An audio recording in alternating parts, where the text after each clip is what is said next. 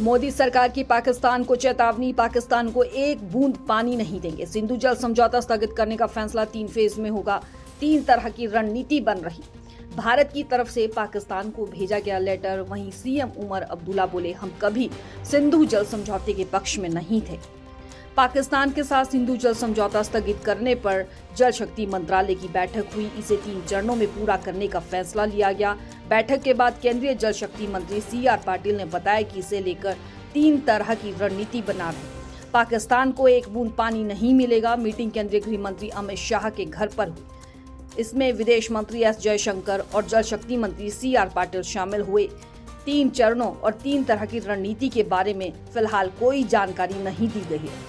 पहलगाम आतंकी हमले के बाद 23 अप्रैल को केंद्र सरकार ने पाकिस्तान के साथ सिंधु जल संधि को स्थगित करने का फैसला लिया था। वहीं जम्मू कश्मीर के मुख्यमंत्री उमर अब्दुल्ला ने श्रीनगर में आज कहा कि भारत सरकार ने कुछ कदम उठाए हैं। जहां तक जम्मू कश्मीर का सवाल है, हम कभी भी सिंधु जल समझौते के पक्ष में नहीं रहे। हमारा हमेशा से मानना रहा है कि सिंधु जल संधि जम्मू कश्मीर के लोगों के लिए सबसे गलत दस्तावेज है। इससे कश्मीर को नुकसान है। वहीं पाकिस्तान के पूर्व विदेश मंत्री बिलावल भुट्टो ने भारत के खिलाफ भड़काऊ भाषण दिया है। उन्होंने एक जनसभा को संबोधित करते हुए कहा कि सिंधु नदी में या तो हमारा पानी बहेगा या फिर उनका खून बहेगा। सिंधु दरिया हमारा है और हमारा ही रहेगा। तो आपको बता दें, मोदी सरकार की पाकिस्तान को चेतावनी दी गई है। पाकिस्तान को एक बूंद पानी नहीं देंगे। सिंधु जल समझौता स्थगित करने का फैसला 3 फेज में होगा। 3 तरह की रणनीति बन रही। वहीं भारत की तरफ से पाकिस्तान को भेजा गया लेटर। उमर अब्दुल्ला बोले, हम कभी सिंधु जल समझौते के पक्ष में नहीं थे। वहीं पाकिस्तान के पूर्व विदेश मंत्री बिलावल भुट्टो ने भारत के खिलाफ भड़काऊ भाषण दिया है। उन्होंने शुक्रवार को एक जनसभा को संबोधित करते हुए कहा कि सिंधु नदी में या तो हमारा पानी बहेगा या फिर उनका खून बहेगा। सिंधु दरिया हमारा है और हमारा ही रहेगा। साथियों, 22 अप्रैल को जम्मू कश्मीर के पहलगाम में आतंकियों ने मासूम देशवासियों को जिस बेरहमी से मारा है, उससे पूरा देश व्यथित है। कोटि कोटि देशवासी दुखी हैं। सभी पीड़ित परिवारों के इस दुख में पूरा देश उनके साथ खड़ा है।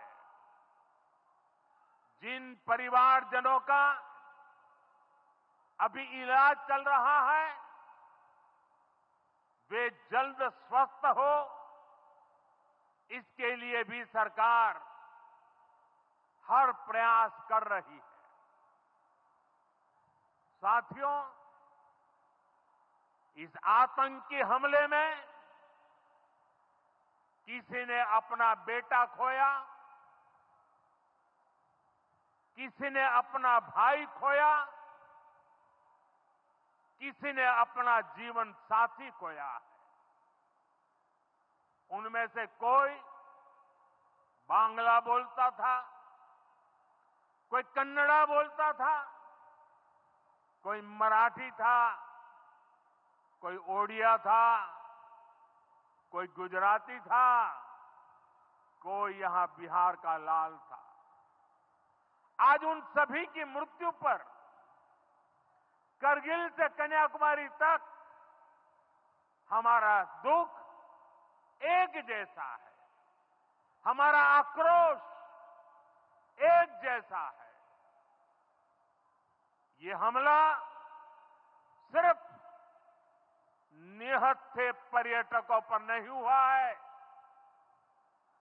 देश के दुश्मनों ने भारत की आत्मा पर हमला करने का दुस्साहस किया है। मैं बहुत स्पष्ट शब्दों में कहना चाहता हूं, जिन्होंने ये हमला किया है, उन आतंकियों को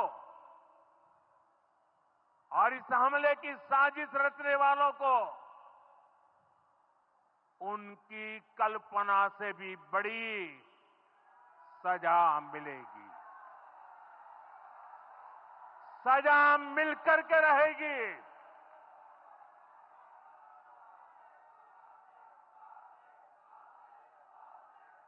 अब आतंकियों की बची खुची जमीन को भी मिट्टी में मिलाने का समय आ गया है।